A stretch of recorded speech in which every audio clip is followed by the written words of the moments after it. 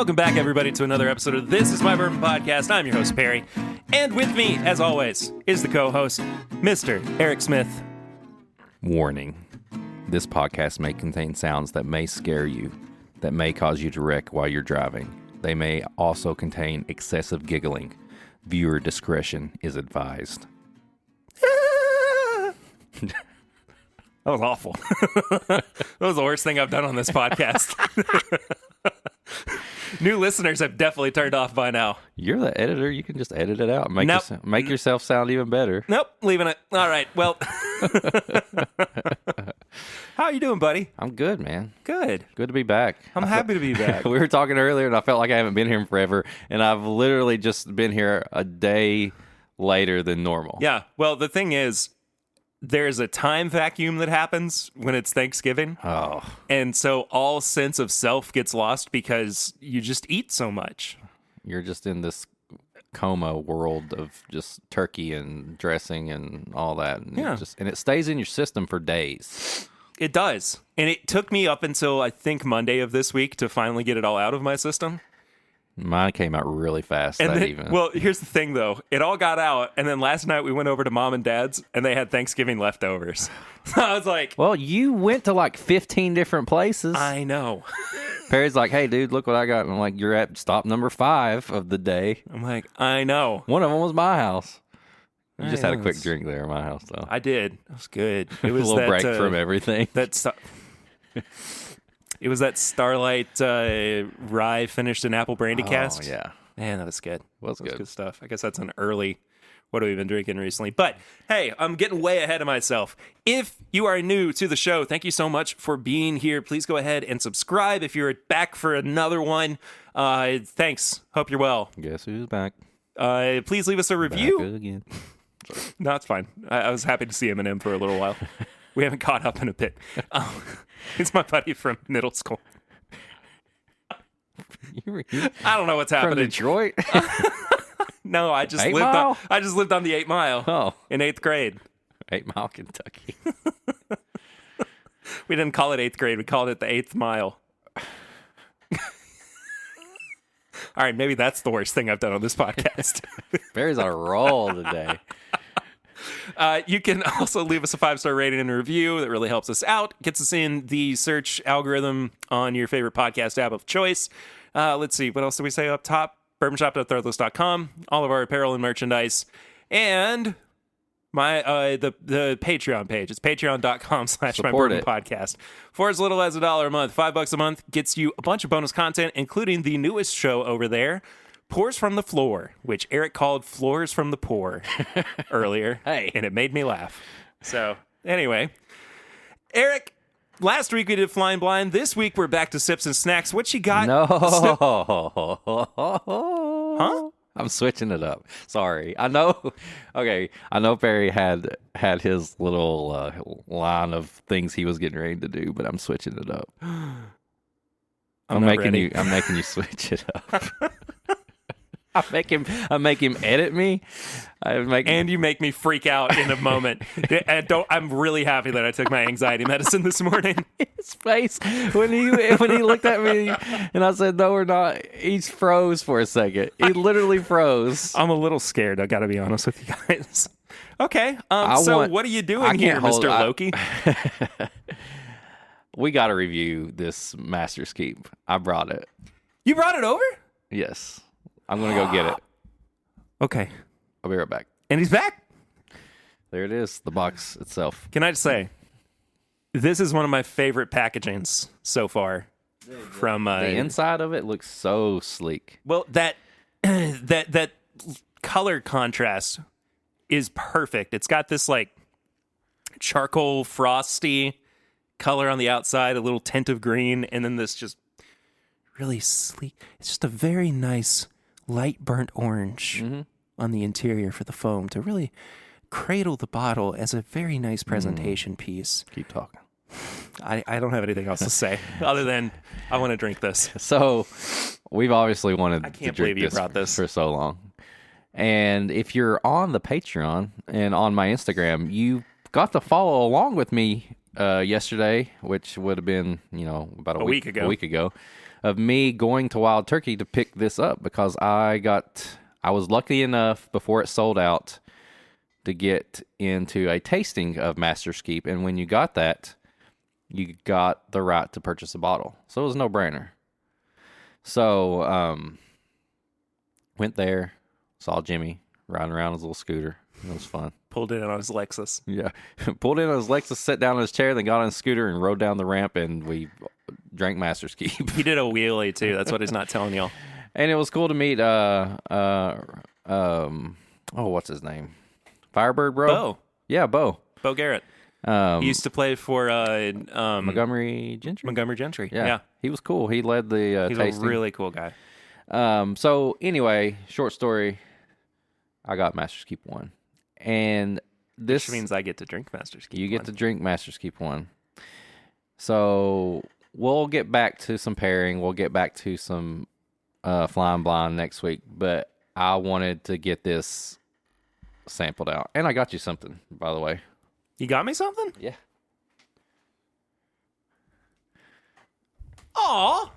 I got Jimmy to get you the sign of 101 there for you. Thank you. I was like, man, we gotta get Jimmy some Jimmy signatures, as many as we can. This is my third now that I have. And I figured you'd had different years if you put the years on them. Yeah. So I'm gonna hold on to this one for a long time, but I have one that this just makes me really happy. But I have one that my dad and I are of the understanding that when the unfortunate time comes and Jimmy is no longer with us, we are opening that bottle that he signed, and it's not making it past that night. So I when he was signing the bottles, I got him to sign the Master's Keep too. So, but he I thought it was Master's Keep 1. Master's Keep 1. What'd I say? 2. Oh, he got me. It was a fun. Got him. I go, Jimmy, what do you think about that new bottle design? He's like, well, they can change it as long as they don't change what's inside. I love that man so much. I was like, well, that makes sense. He goes, but you can see my signature pretty good on this one. I was like, yeah, you can. Looks pretty good. So, Perry, here we go. Something me and you both have been just wanting to try for a while now. I love doing early reviews on episodes. So I got to try this, but I feel like it's going to be a little different this time because I was in a room with about 12 other people. They were doing the presentation. I didn't feel like I could just really be intimate with it. Yeah. So I'm going to treat this as the actual first time. Coating that glass so good. Do we know the age? 9 to 14 year barrels. Oh, wow. Okay. All That's a little older than I was thinking it was going to be. As far as I remember, 9 to 14-year-old barrels. Then they put them all. They did the toasting or the rebarreling, I guess you would say, and let them age in Warehouse G for a couple of months.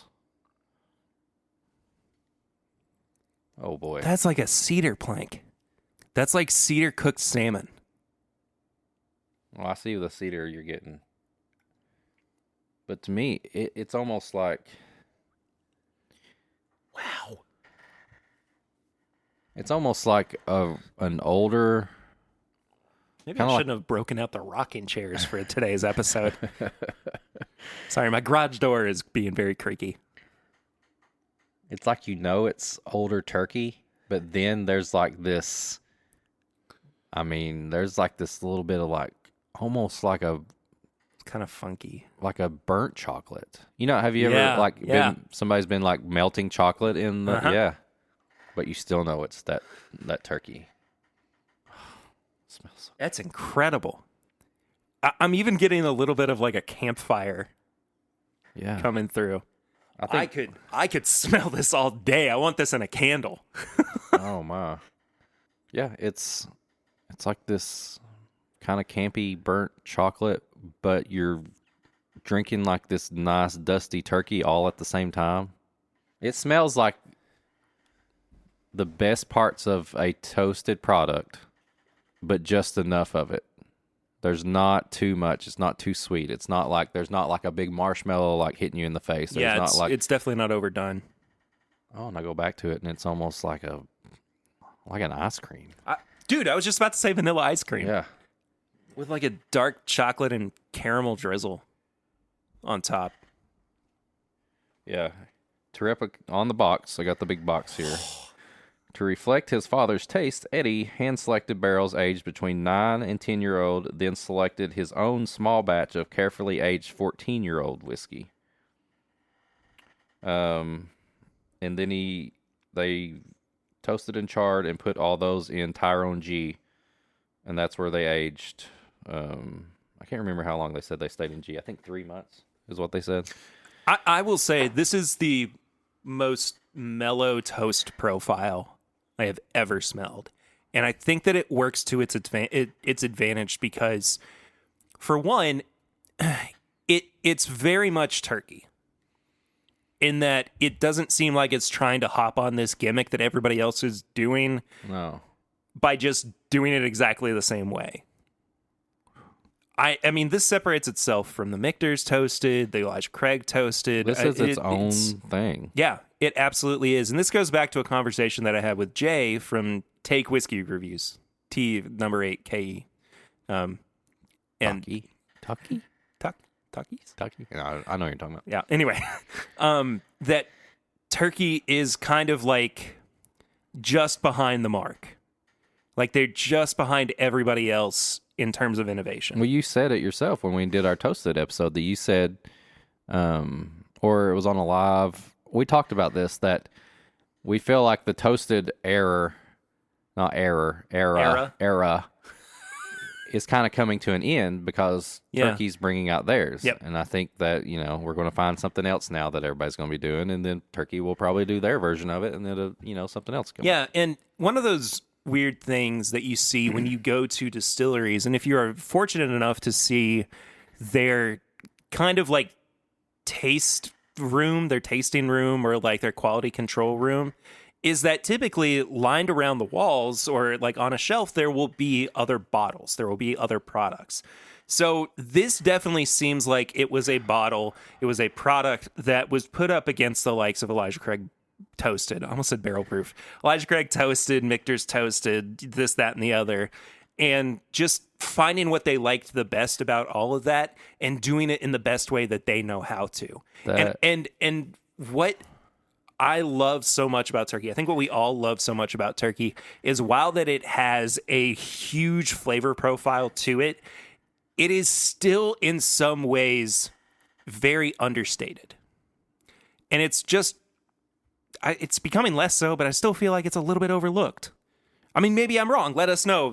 Send us a message at mybourbonpod or thisismybourbonshop@gmail.com. But I just don't feel like it gets the notoriety that a lot of other products do.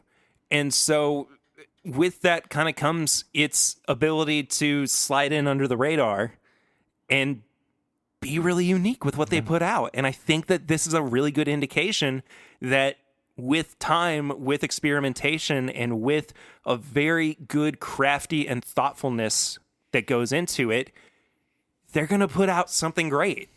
And I wouldn't necessarily know that this was toasted based on the nose, but it's not to its detriment.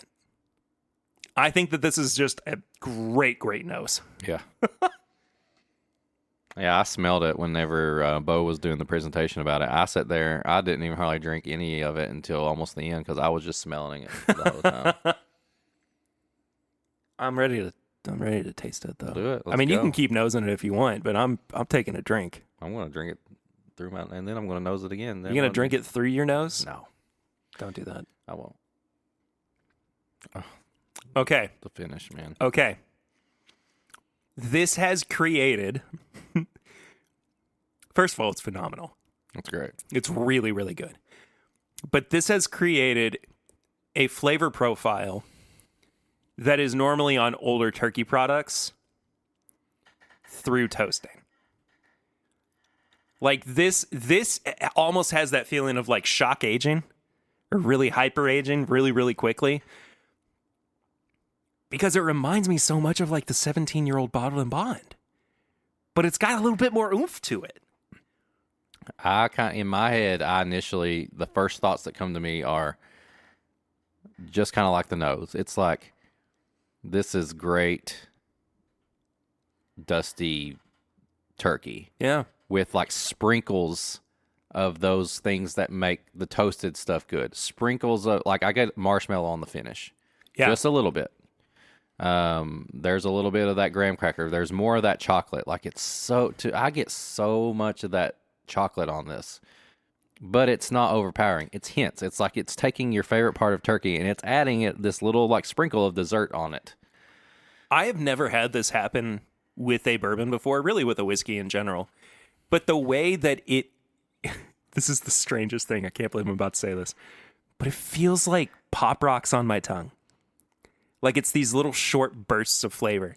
It's got this weird like burn to it that normal wild turkey doesn't, or like a 101 doesn't, because it's 101 proof. It's the same proof as 101. Yeah. But when it hits your tongue, like the spice and the finish is just there. Like it hangs out with you for a while. Yeah. I like this. I like this a lot. I wish that it weren't so expensive. MSRP is $175. That's a tough sell for me, man. And a lot of stores I've seen are usually around $200. Oh, going back to the nose. I was going to say going pie. back. It's like that is straight up pumpkin pie. This is more one of of the that most vanilla, like ice cream. It's like pumpkin pie with like your whipped cream or your vanilla ice cream on top of it. We keep talking over each other. I'm sorry. Sorry, we're excited right now. We're giddy. This is so complex, and I feel like in 1 month, 2 months, 3 months from now, this is going to change even more. I say we mark our calendars down and revisit this in a couple of months. Absolutely. Without a doubt. I mean, it needs to be revisited. Just keep smelling it. I think the only thing I wish that this had was a little bit more of a viscosity. I wish it was a little thicker, if that makes sense. It coats your tongue great. Like it goes all over the place. I wish it was a little bit more viscous, I guess you would say. What was that? I think that was just the wind catching like a little spot, and it made it sound like a screaming demon. That was horrifying. I wonder if that came through on the recording. I don't know. I'm going to leave it in, though. But you're right. It does coat your tongue, but then it just kind of like poofs away. Yeah. But the finish stays. No. I'm not talking about the flavors. It's just the way that it like feel sits of on it. it. Yeah, the feel of the it. mouthfeel. Yeah. But the flavor all the way through is phenomenal. I like this a lot, man. I'm not disappointed at all. I just wish that it weren't so expensive. The price on Master's Keep has went up over the last little bit, right? Yeah, because I feel like the original 17-year-old was like 120, 125. I feel like I got Cornerstone. At Total Wine when it first came out. I feel like it was only like 120. I mean, I even feel like last year I didn't pay that much for the Bottled and Bond. I think I did. I feel like I paid about $150 for it. I think I was 175. Really? But that's at a store. Most of the stores I've seen, people have said it's around 200. I know somebody got one at Liquor Barn, friend, and it was they were over 200 on the price tag at Liquor Barn. Like they walked out and it was over 200. Needless to say, not needless to say, I don't even know what I'm trying to say. We didn't see hardly any of this in town. Like I've seen none of it. I know that it's been here. That's what I'm saying. Like it's like there's been maybe a handful of bottles in all of Lexington that we know of. I mean, we got word that it was at Liquor Barn a couple weeks ago. I don't even think Total Wine's gotten it yet. So I don't know. It's strange. I mean, usually there's at least a little bit more distribution for it, but we don't always have things in Kentucky that people want to get. Sorry about you. Anyway, I I had to get a tasting, and I'm glad I did. I'm happy I did. I'm happy I got to share this with you. I'm really happy that you shared this with I me. know it's a little expensive, but it is good. Should we do the full review? I think we should. I think we need to. Nose? 5. I ain't even waiting. I'm just saying I could nose this thing all day. I'm gonna give it a 4. I'm gonna give it a 4. Especially because I like the E.H. Taylor barrel proof from this year a little bit better, personally, but it's still phenomenal. It's its own monster. It's a very unique nose. All right, I'm going to stand at the 5. I could. Oh, I'm not trying to talk you down. No, I'm just saying. I keep going back to it. And I'm like, Wish yeah, it's a you 5. would step back from that ledge, my friend. Wish you cut ties with all the lies that you've been living in. And if you do not want to see me again, I would understand. I would understand. Anyway. I would understand. Throw up on everybody. Who knows if that makes it into the main episode? Somebody got to hear it. I haven't seen Yes Man in a long time. That makes me want to watch Yes Man. It's a good movie. Palette. Ooh. This is tough. Because I do kind of wish... I'm missing a little something. I think it's a little bit of a darker note to it. And I do think it's very like right down the middle in terms of where it's hitting flavor-wise. I'm getting just so much like caramel. I'm honestly getting like frosted Cheerios on the palate as well. I mean, it's not that it's tame. It's just like it's missing a little bit of roundness to it. And I think that it might smell a little bit better than it tastes. Oh, I can't give the palette a 5. I'm going to give it a 3. I'm going to give it a 3. I was going to go 3.5 because I feel like I'm judging the palette on the feel because I want that. Yeah. I want that little bit of viscosity. If it was a little thicker mouthfeel, I would have it up to almost a 5. Yeah. I mean, I don't, like I said, I don't dislike it. I want a little bit extra from it. But for what it is, it's really good. I want it to be incredible. You know what I wonder? What would like a Cast strength version of this be? Oh yeah, of course. But on proof, what would a regular 101 toasted be like? Ooh. They made a budget version and it was just 101 toasted. I've had there have been a couple other things that went into it because it was a small barrel that mom and dad had, I guess. But like 101 double barrel. It's pretty good. Yeah. It's pretty good, man. Finish is where it starts to kind of pick back up for me. Oh yeah. I'm gonna bump that to a 4. I'm going 4.5 on the finish. Yeah. I wish I could give it a little bit higher. I love the finish. I think I'm honestly surprised at how long it lasts. Making up words over here. Lask. That's what he calls Alaska. I'm honestly really surprised of how long it lasts based on not having that thicker mouthfeel to me. Yeah. But that marshmallow, oh my goodness. Mm-hmm. It's not like this, like just overpowering marshmallow. No, it's just this little hint of marshmallow on that finish that I absolutely love. Yeah. Yeah, I'm going to stick with a 4. I wanted to bump it up just a little bit, but I think that's pretty in line with how I'm feeling about the product overall. So currently I'm sitting at 11 out of 20. The price, unfortunately, is not going to help this very much for me. Yes, it's limited. yes, it's a very unique product that you wouldn't be able to get very often. I mean, 175 to 200. That's a lot to drop.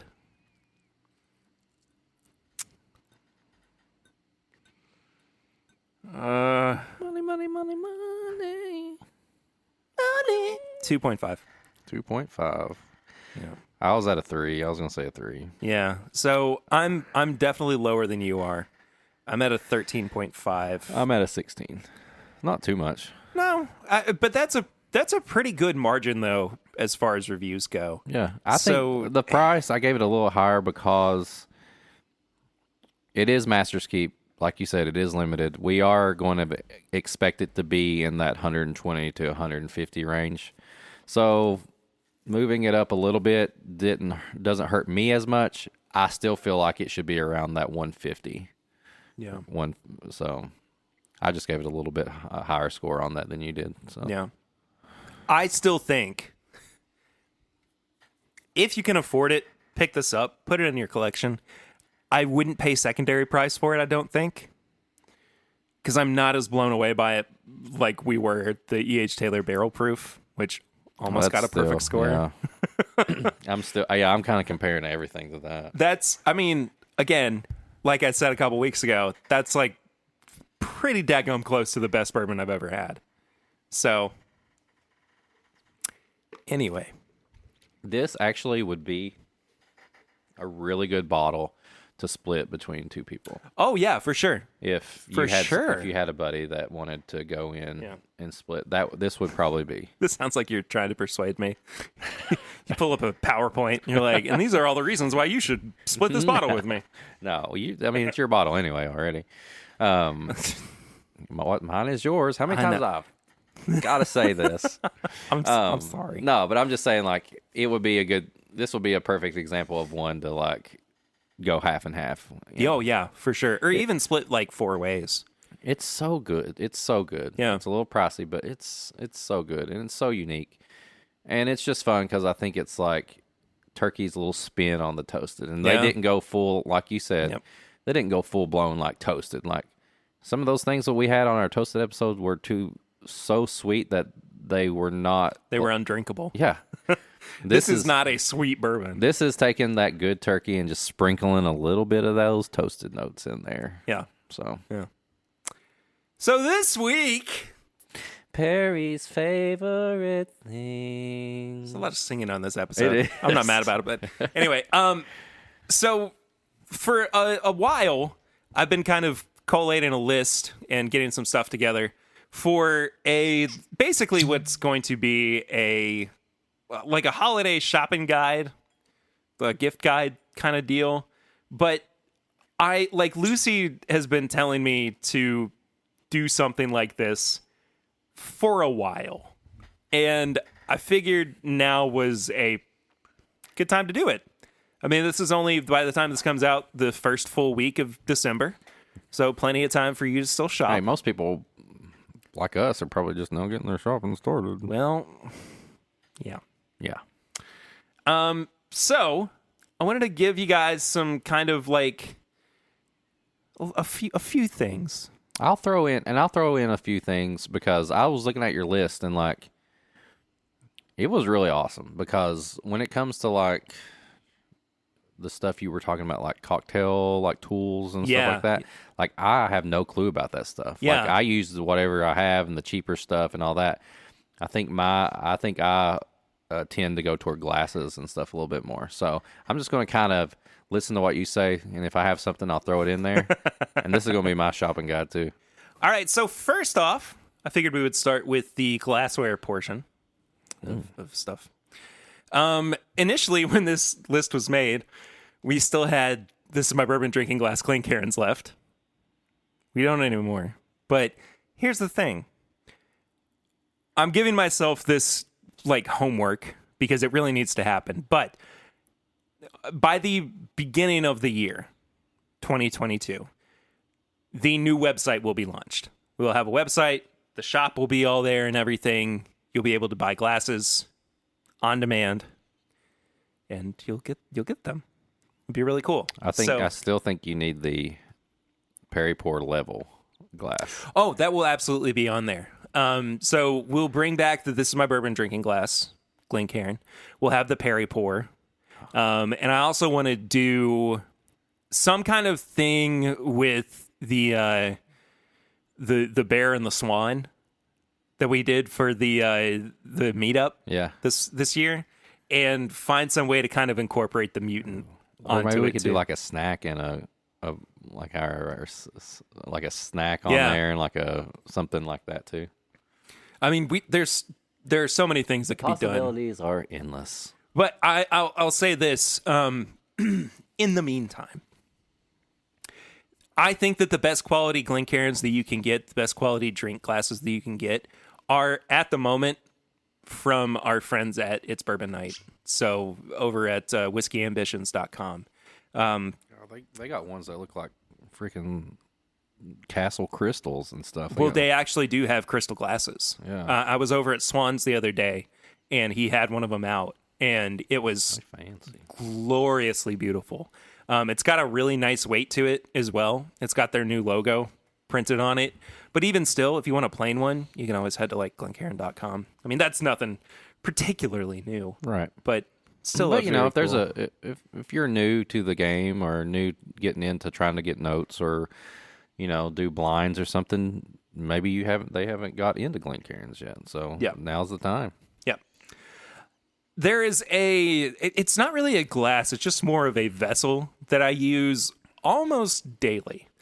And I think I've posted about it before, but I wanted to kind of make it official, at least on the podcast. But the Noser NOSR from Brewmate, it's basically, it kind of looks like a Norland glass, but it's got like this kind of faux wood texture, faux wood pattern on the wraparound.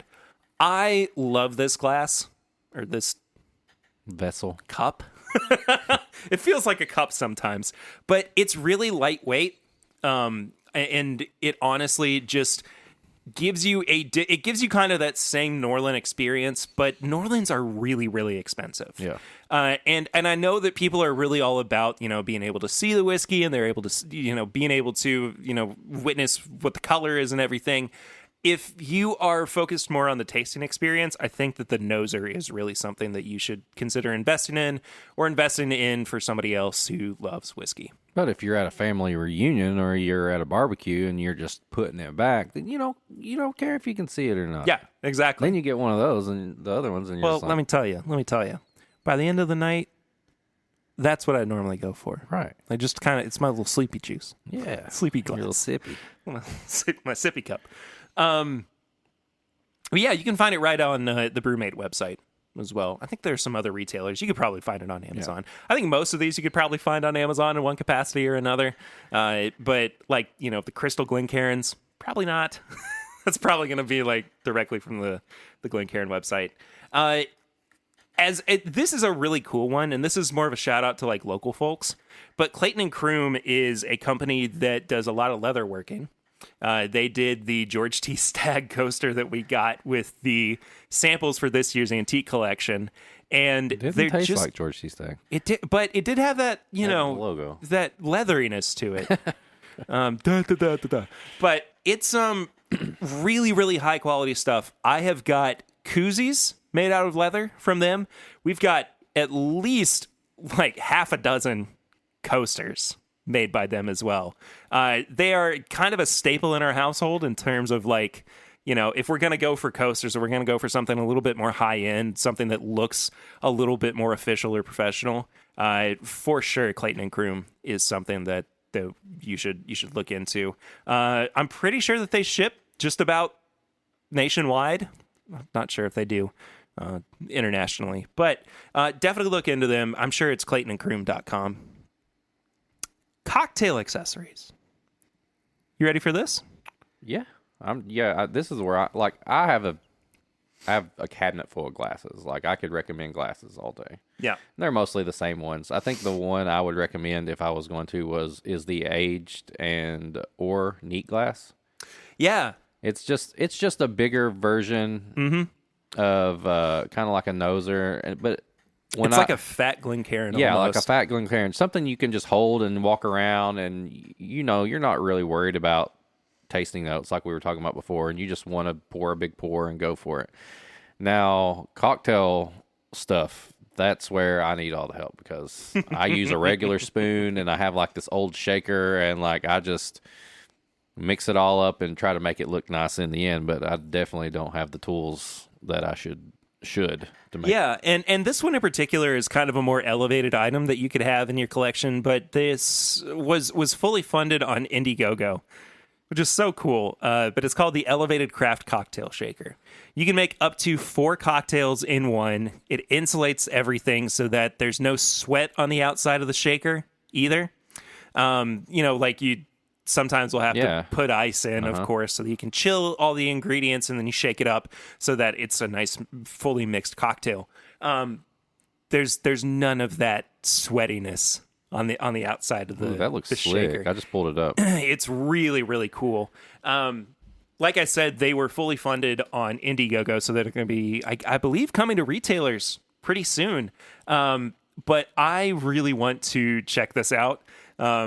Built-in strainer too. Yeah, that's awesome. I would like to potentially maybe even have these guys on the podcast at some point and talk about the Elevated Craft Cocktail Shaker. I'll drink some cocktails. I'm not opposed to it. You got to make them, and then I'll drink them. Dude, that's awesome. I love the look of that. Yeah. Oh, and it's this really nice. It's not quite stainless steel, but it's just got this very simple kind of reflective metallic quality to it. That is super cool. It's on Amazon. This is for more people who are kind of like from the ground up want to be involved in cocktails. This is a grow your own bitters kit from uncommongoods.com. So you can grow, I believe it says 6 different plants to use in, 6 different plants that you can use for creating bitters. Thyme, lavender, Thai basil, mint, lemon balm, and blue borage? Borage? I don't know what that last one is. Exactly. But it's really cool. And I mean, not only, you using that for bitters, you could also use a lot of those for garnishes, with cocktails as well. Just kind of elevate your cocktail game and show off a little bit more when you have guests over, or even for, your everyday cocktail drinking. It's like a little science project for like us. This is cool. One of the things too that we have found to be pretty common with cocktails recently is smoking your cocktails. Like smoked old fashioned, smoked Manhattans, things like that. That's funny because I can tell you something funny here in a second about that. Sure, yeah. So this first smoking kit is called Smoke Top. It's from MiddletonMixology.com. You can go and check that out. It's $50, but you are going to get a little bit of use out of it for a while. It says 500 uses, so that's a good investment. It's a pretty daggone good investment. I'll say that at the very least. And you can actually buy smoking chips from them as well for like $7. So I mean, there's ways to kind of reuse a lot of that stuff. And what's so cool about smoked cocktails is that, yes, there is a lot of like fun to go out to a restaurant, go out to a bar and see them like smoke it in front of you and use all their different little techniques. But now you can do it at home and it legit tastes good. Oh, I love smoked cocktails. So good. Smoked old fashions are money. Absolute money. I want to take a quick break from the list of things and ask you if you'd like to crack a bottle with me. Duh. You cracked a bottle for me. I'll crack one for you as well. Ooh, good cork pop. So this could probably go on the list because it's been really, really good for the past few years. And this is one of my kind of distilleries of the year, or companies of the year. But the Barrel New Year just came in today. Barrel Bourbon New Year. That's very generous of them because that's a full bottle. It's a full bottle. It's like $100 for a bottle. Jeez. This is bottle number 14,064. at 115.34 proof. So it's out there. You can go find you some. But I'm really excited to get into this. I'll do a full review rather on probably a live stream closer to the new year. So be on the lookout for that. We'll compare it to last year's as well and do a bunch of barrel craft spirits pours.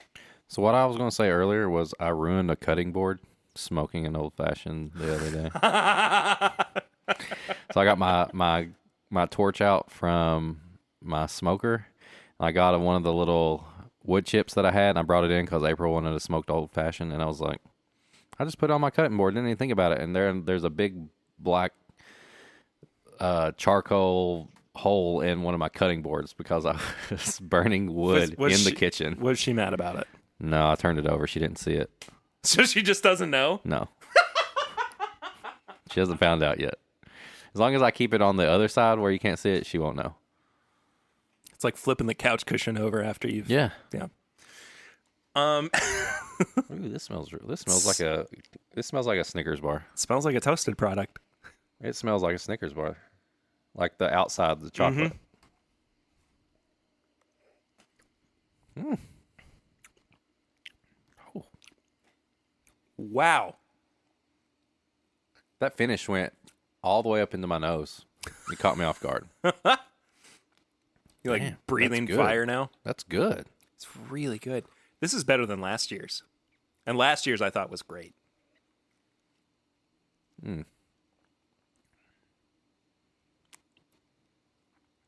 That's orange sherbet and whipped cream and this like really big rye finish. That's good. This is, I love that Barrel Craft Spirits does this every year because it feels like the culmination of everything that they've done with their products over the year. Wow. That finish just kind of keeps chugging away, doesn't it? It's distilled in Tennessee, Indiana, Kentucky, Ohio, is WY, Wyoming, Yep. New York, and Texas. Golly. Wow. I bet that Texas is really putting forth a lot of the punch. Probably. This is the only Texas I've ever liked. And even still, it's blended with other products. All right. Anyway, back into the list. There are a couple of old-fashioned mixes that I want to bring up. The first one is one that we've kind of talked about on the show before. Eli Mason. Eli Mason like is a staple. Right? It just is something that I always want to have in my arsenal when I'm making cocktails. I love this. So just kind of stepping back from the products and talking about the process, I guess. I love using Eli Mason as an old-fashioned syrup and then topping it off with Ale 8. It's just a really, really good extra step. I mean, Ale 8 is just straight sugar. I mean, it's You might it's Yeah. it could be its I'll own just sugar. add a bunch of. Yeah. But I will say, as great as cocktail mixers are, as great as old fashioned mixes are, it is very easy to make old fashions at home. If you grab a bottle of bitters, if you've got some sugar and water, and then your bourbon. That's it. Yeah. I mean, that's it. As long as you can mix up the water, the bitters, and the sugar together. I prefer to use brown sugar personally because I think it gives a little bit more of an oomph, and it just kind of backs off on some of the sweetness, gives it a little bit more of a round quality to it. But That I will say that when we do vacation and things, because April drinks a lot of old fashions, Eli Mason is one of the only ones that she's like, oh, this is good. Like I've tried other ones, and that's her favorite too. So if you got someone that likes old fashions and you're going on vacation, it's the perfect thing to take with you. well, speaking of taking things on vacation with you, is the cocktail canteen from WNPdesign.com. So that's WANDP design.com. And by the way, I meant to say this up top, but the links for everything are going to be in the description of the episode below. It's really cool. They give you everything that you need. The funnel, they give you a cocktail shaker. They give you a little bitters kit as well. Really, really awesome a mixing Oh, that's spoon. cool. I just pulled it Yeah, up. it's really, really nice. $40 for one. So this one actually is sold out though, unfortunately. So could be a good one to like print a picture out of, and It's not vacation time yet. it's not vacation time yet. So you've got plenty of time to work on getting that for you. That's cool. It looks good. You want to talk about some random stuff now? Randoms? What are you talking about? What So- are you talking about? The first one I want to talk about is ice molds. And there is one ice mold that I use. And it's not really because it's the highest of quality, though I do try to take my time and make as close to like clear ice as I can with it. But I've got these Williams-Sonoma Stormtrooper ice I have a molds. Death Star one. Do you really? Yes. That's so cool. We'll put them together in a gigantic glass, I guess. But I love using them, and I think that ice balls are really cool. And I do think that anytime anybody says something like, "Well, the ice melts slower if it's in a ball form or in a larger form, and therefore it doesn't dilute the drink or the cocktail as well or as much as like ice cubes do." That's true. I mean, that's 100% the truth. It just chills your drink. And look, it's so much better than whiskey stones. I hate whiskey those stones. things are... They ruin the flavor of the whiskey. You would think that they would have figured it out by now to where they wouldn't have a flavor to them.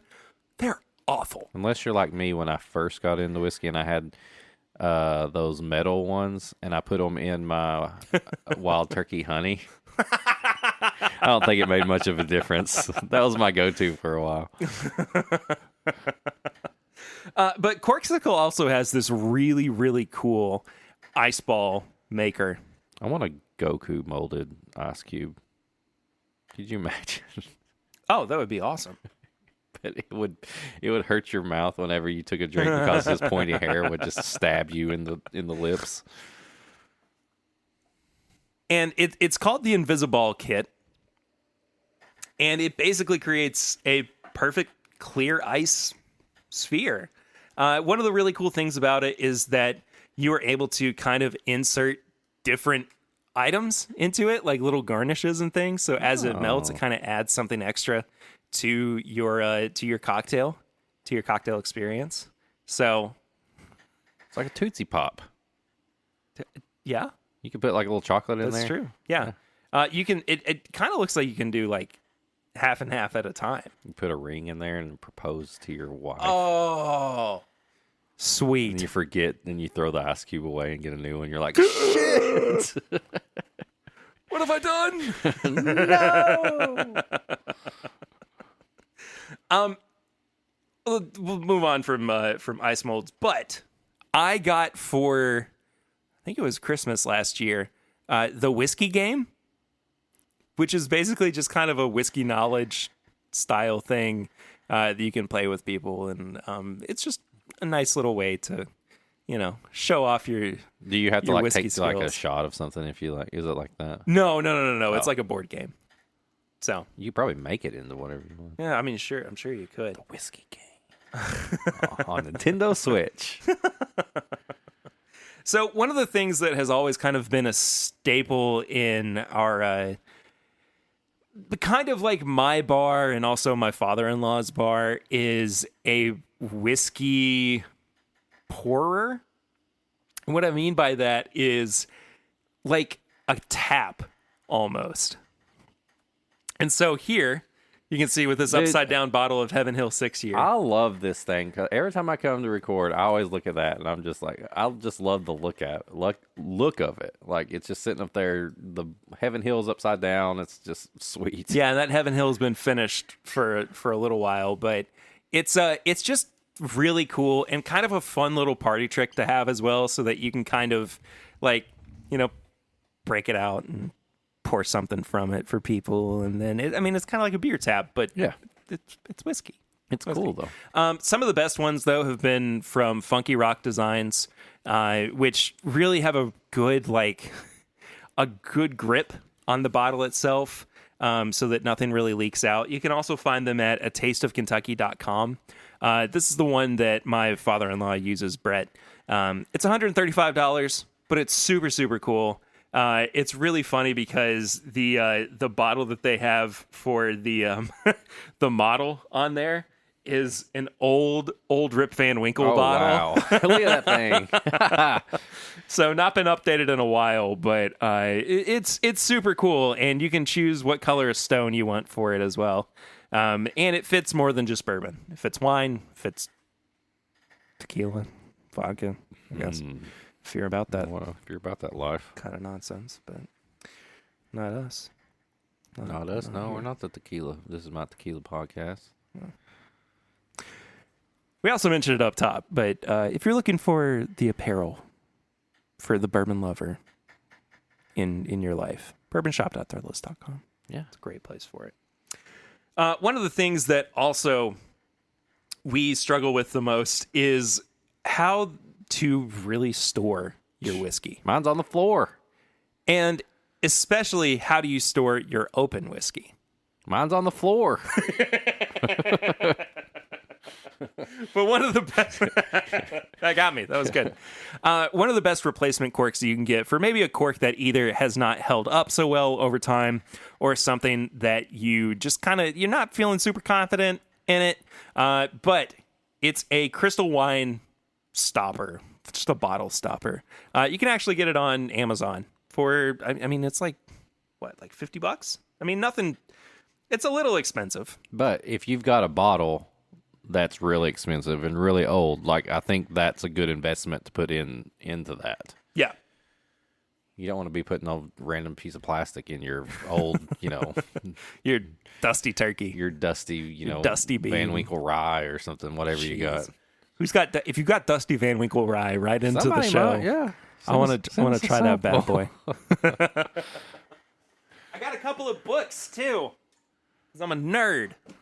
But these have been just super, super cool, and these were sent to me actually by the publisher. Both of these are by the author Carl Raitz, Raitz. One is called Bourbon's Backroads, and it's just taking a look at the landscape and everything of bourbon distilling. It breaks down some of the technology of how bourbon is made as well. I'll pass that over for you to look I thought at. it was a graphic novel at first. But also, like, kind of the follow-up to it is by the same author, Carl Raitz, and it's called Making Bourbon, and it's a geographical history of distilling in 19th century Kentucky. It's a thick boy. I mean, it's got some weight to it. Yeah, boy. But it is so cool. If you're using it, I mean, even as like a coffee table book, I mean, it's a little bit smaller, but I mean, it's going to look really cool on display. It is so chock full of how people decided on where to distill, where they decided to set up their distillery. I mean, it's just really, really awesome.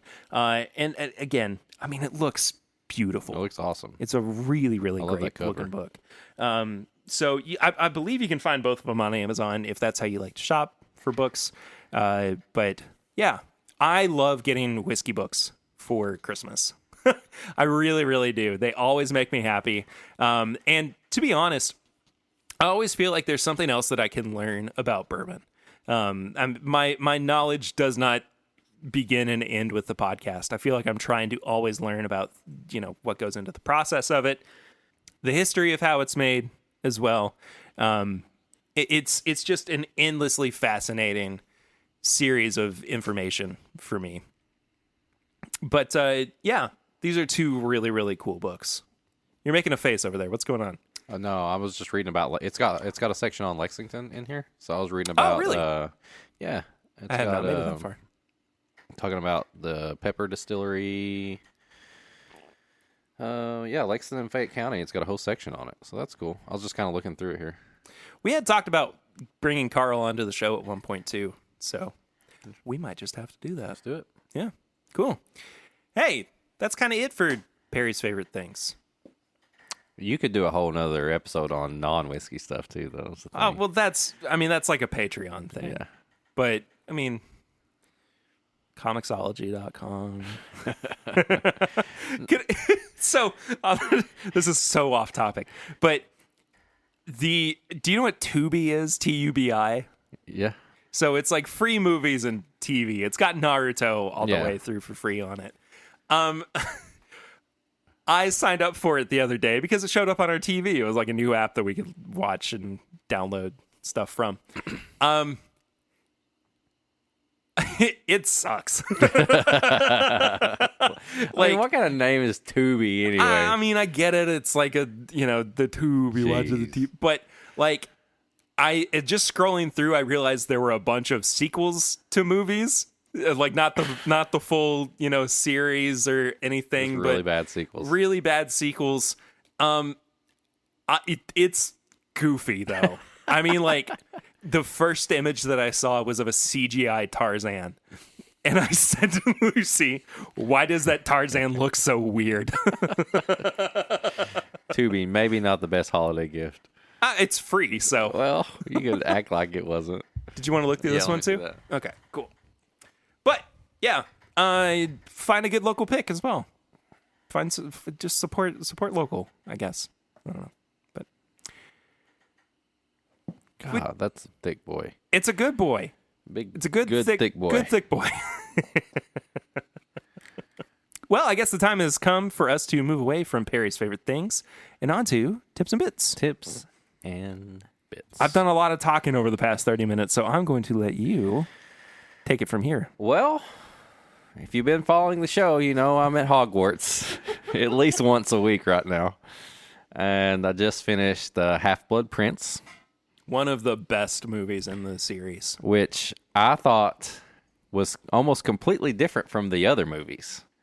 Yeah, in a, for sure. In a way that it was... Okay, so I've been comparing the Harry Potter movies to, like, anime, like shonen anime. Yeah. Basically kids that are powerful and they fight people. This, to me, is almost a little bit of the calm before the storm feel. Oh, absolutely. Because you've got everybody a little older. They're getting girlfriends. There's what do they call them, snugging around here when they're kissing. They're Snogging. Snogging. They're snogging here. Everybody's getting girlfriends and all this, but there's more of this story developing in the background. You know, you're finding out more who's following Voldemort. You're finding more about what's going on with Harry and all this stuff. And I love this movie because it was a lot of that corny teenage stuff, but then all of a sudden you're deep into Voldemort and how he's made recreated himself like 7 different times in these 7 items. Is that how it works, right? So it's not that he's recreated himself. Or he cut off part of his soul. Yeah, he broke his soul into 7 different pieces. by killing like 7 people or something like that. Mm-hmm. And then the ending made me tear up a little bit. I wasn't ready for that. You didn't know at all that was going to happen? No, Wow. I didn't. That's been out forever. And you didn't. I can't. Yeah, That's impressive. I know. So now I am very ready for these last 2 movies. Because that was number 6, right? Yeah. And then 7 is 2 parts. Yep. So we'll see. I'll get at least the first part done.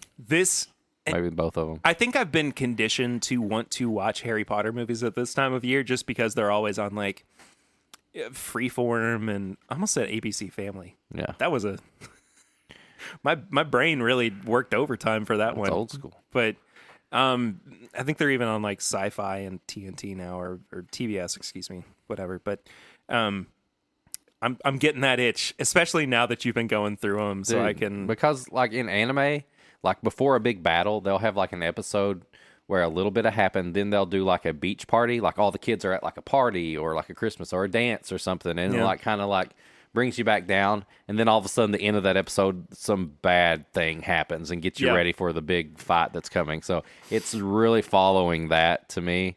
So I'm excited to watch these last 2 movies. I'm really excited to see what you think about them. They're a lot. And I mean that not in like it's difficult to get through. I just mean like there's a lot that happens. Yeah. I mean can imagine. it's a whole lot to process. You can bleep this out. hate Draco. Oh my god, I hate that kid so bad. But I will say though, Half-Blood Prince is Tom Felton's best performance as Draco. He's a great actor in that. He's incredible. He made me hate him even more. But like, I know. There's parts where he's like crying and he's like all scared and stuff. Like, but I think that's what makes him like. This is the point where he kind of turns into a more sympathetic character. Yeah. And you start to realize that it's the nature versus nurture argument, and this is why so many people will defend and love Draco Malfoy because he's got depth to him that a lot of characters in that series don't have. But really, really good stuff. Yeah. I love that movie. I haven't watched it in a while.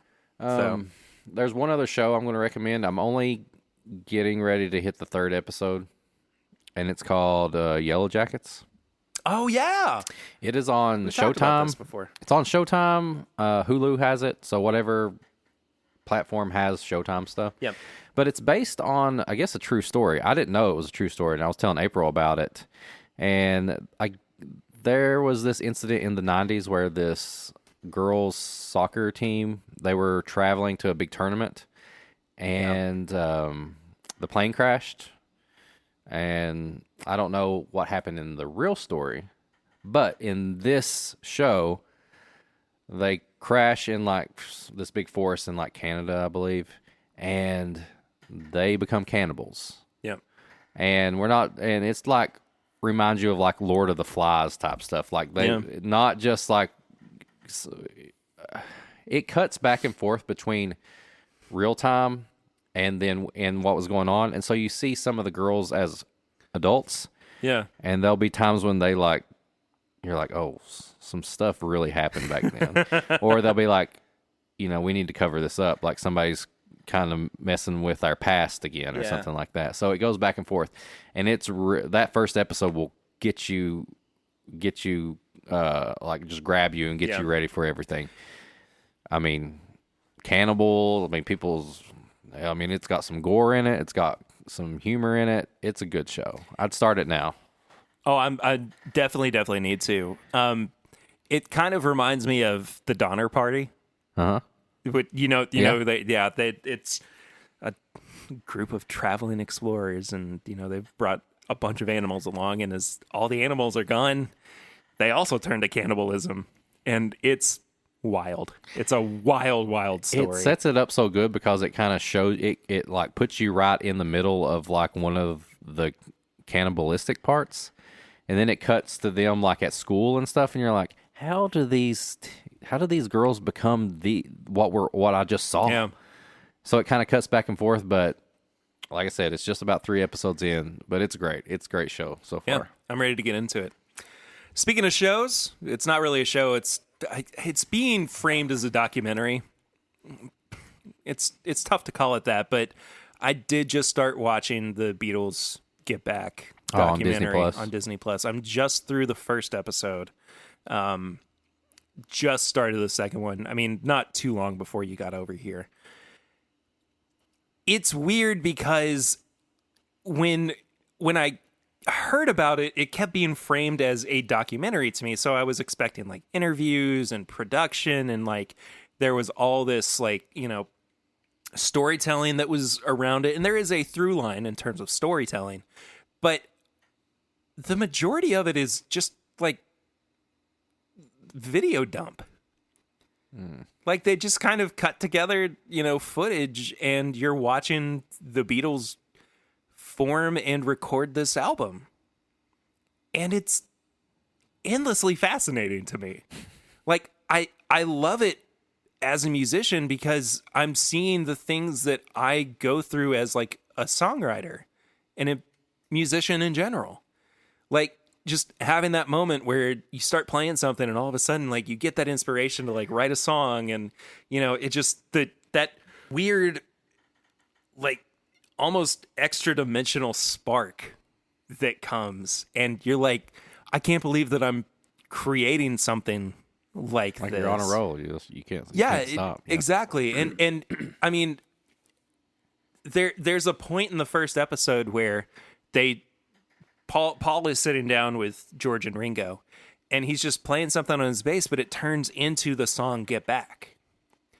And he didn't have that song before he even sat down with them. And now that is like one of the most iconic Beatles songs of all time, and easily one of the most iconic songs from that album. And like there's like text that comes on screen at that point, and it's like, what follows is the Beatles' next hit single. Or the song that comes out of this moment is what becomes the Beatles' next hit single. I was like, the fact that we even get to see that is so cool to me. I would just die to see people like Jimi Hendrix having those flashes of inspiration and writing songs like Purple Haze and Wind Cries Mary and Voodoo Child. And I mean, like, but the fact that even like this team around the Beatles had the foresight to go, we should record as much of this as we possibly can. Right. Yeah. Is so cool. And part of me is like that now. Like I used to, when I was leading up to my album, I say first, but it's my one and only at the moment. But I wanted to always record our rehearsal sessions because I wanted to have that kind of like diary almost of, you know, what we were doing, so that if something sparked, I could go back to it and say, this is what I want to, you know, I want to build a song around this, or I want to find something in what we've been playing around with. And it's not, I feel like it's more feasible now than it was back then. But at the same time, like, I mean, how many artists sat down with an 8-track or a 4-track and just started playing around with stuff and, you know, creating these insane little compositions, you know, and like mixing one down so that they had 3 extra tracks, and then mixing that down so they had, you know, more and more, and just, you know, being wildly creative with it and everything. But if you're a musician, I think you're going to find a little bit more value in it than somebody who's just kind of a casual music listener. Yeah. I don't know. I can't believe that I got to sit there and watch the Beatles write songs. Like that's insane to me. It's really, really cool, but it's a bit of a slog. I'll say that, just because there's not a whole lot of like action or drama or like storytelling, or, you know, anybody looking at footage and going, well, this was the moment when George decided that he was going to leave. It just kind of happens. Yeah. And in some ways, I think that makes it a little bit more impactful, because you kind of feel like you're right there with everybody. But man, it's a lot to go through. I mean, the first episode is 2.5 hours long. Oh no! Yeah, wow, it's a lot. It's a lot. But I also started playing Dragon Ball Z Kakarot. How is that? Weird. I've heard it was weird. I like it. I like it a lot. And I didn't realize how much I was going to like it until I reached like a bit of an open world section where I just kind of wandered away. And then all of a sudden there was a city. I was like, oh, I can just walk around this city and I can just talk to people and, you know, do whatever. Hi, I'm Goku. Well, here's the thing. Dragon Ball Z is not exactly known for Goku being in a lot of it. He's usually like incapacitated. He's training, or he's exactly. Yeah. But what it does really well is fills in the gaps in between storylines, between episodes. So I mean, there are side quests and there are fetch quests, and you do kind of go off what the anime and the manga tells you is actually happening. But the battle mechanics are really fun. They're really different. But it does seem it's very samey up until you can unlock transformations. And the first transformation doesn't come until when Vegeta and Nappa arrive, of course, and Goku can use Kaioken. Yeah. But like, even so, as you're kind of flying around the map, you'll run into small battles, and it's used just to kind of raise your experience points. But like every one, I'll start out at the point where I am. I'm about halfway through. I'm just starting the Android Saga. At the beginning of like every single one of those, I immediately go Super Saiyan with Goku. Like, just because, like, it's just so much more fun to, do stuff like that. And I don't know. It's a really fun game, but there is so much about it that is broken. I mean, like, there are parts of it where you can skip through stuff, like cutscenes that you can skip through, but in the middle, there's like 5 seconds that you can't. And then it goes back to where you can skip through all of it. And I mean, I'm probably not who this game is really, really for, because I know very intimately the story of Dragon Ball Z, and it's so a lot of it I'm just kind of like, yeah, let's get through this. I know what happens here. Krillin dies. Let's just get to the the next thing. He gets stabbed by a horn. And yeah, but it's just like, it's so much fun. Like I kind of have the same feelings about it, but less strongly as I do like Zelda Breath of the Wild, because Zelda Breath of the Wild is almost a perfect game to me. That's one of the last games I beat full, like went through. Yeah. And, It's like it saw what Breath of the Wild does and just kind of went, yeah, what if we did that, but what followed after the but didn't quite work for it. Like, it just, I don't know, it feels clunky. Well, I played, it was like the Jump Stars, like, fighting game where I have no interest in that. And it was kind of the same way. Like, that game's not even going to be around much longer. Like, it's just going away, but it was fun, and then at sometimes you were like, this is not good at all. Yeah. Yeah. And I mean, I definitely felt that with this game, or feel that with this game, but it doesn't keep me from going back to it and wanting to play more. And I mean, like, there's even expansion into like Dragon Ball Super. Oh boy, that they have. So I can't wait till Dragon Ball Super comes back up on anime. I'm ready for the movie too. Oh yes, Dragon Ball Super Superheroes. Can't wait. Anyway, I feel like we've been super nerdy. It's been nerdy back into this episode, but that does it for this week. It's a fun episode. It was. I finally felt like I got my energy back. You can continue the fun over on our social medias. You can do all that. If you want to follow me, I'm at Whiskey Mutant on Instagram, TikTok, Twitter. Search me on YouTube. You want to follow Perry on his personal page. It's PRitter1792 on all social media platforms. And if you want to follow the show, it's at My Bourbon Pod on Facebook, Instagram, Twitter. We also have a Facebook group. This is My Bourbon Podcast group, where we ask questions for the Patreon episodes and get interactive in there. People are posting stuff. Get in there and do that. If you want to get some merch and apparel, you can go to bourbonshop.threadless.com. And if you want to leave us a barrel rings, where you talk to us in voicemail form. Gosh, we haven't had one since Papa Ritter a couple weeks ago. Call us at 859-428-8253. You can also follow us on YouTube. Perry will be live every Thursday. I join him about once a month. And This Is My Bourbon Podcast, youtube.com. And if you want to support the show for as little as $1 a month, you can do it on Patreon. And then at that $5 tier, you get all the cusses and the bonuses and we just put the uncut episodes. Yes, uncut episodes, Patreon, pregame chats, pours from the floor. And you may see me on Patreon doing videos. Who knows? You've been doing lenses. Yeah. It's fun. I'm working my way through the Patreon stuff. Yeah. So, did I remember everything? Yeah, I think that was pretty good. Was that good? Yeah. I'm getting better at this. I think the only thing was the email address. This is my bourbonshop@gmail.com. Leave us a message. You want to send us some samples, ask us a question. Yeah. You got to send us an email. We had so I'll say this. I was trying to round up some of the money for the barrel pick.